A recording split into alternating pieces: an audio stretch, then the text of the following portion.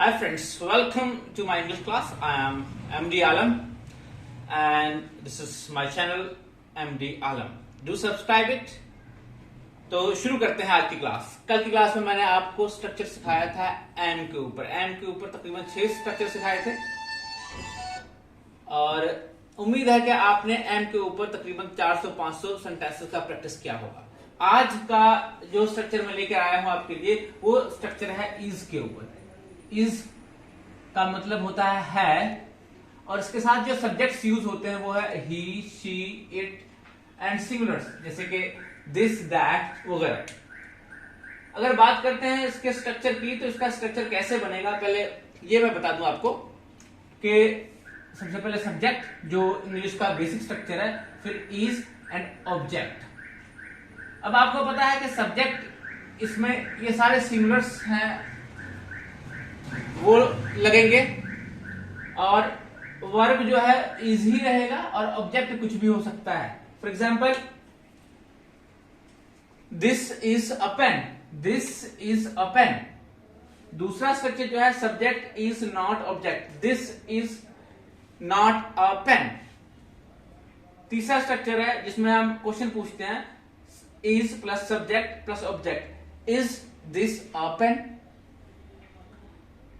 और next structure है चौथा is plus subject plus not plus object, this is this not a pen, is this not a pen. तो answer होगा no, this is not a pen, this is a marker. मैं आपको पूछूंगा अगर is this not a pen तो answer होगा yes this is a pen. अब आगे आ जाते हैं, WH वर्ड लगाया इसके आगे तो WH word is subject and object. Why is this a pen, यह पेन क्यों है।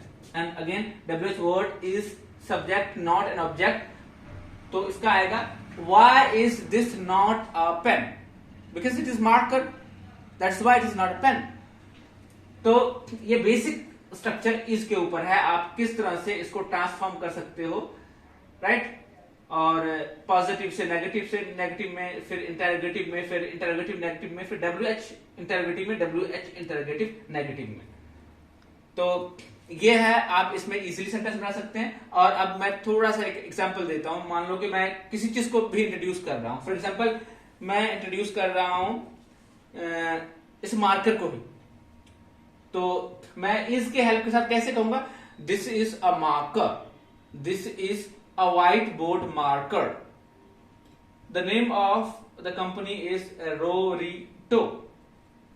The colour of the marker is white and black. This is very beautiful marker.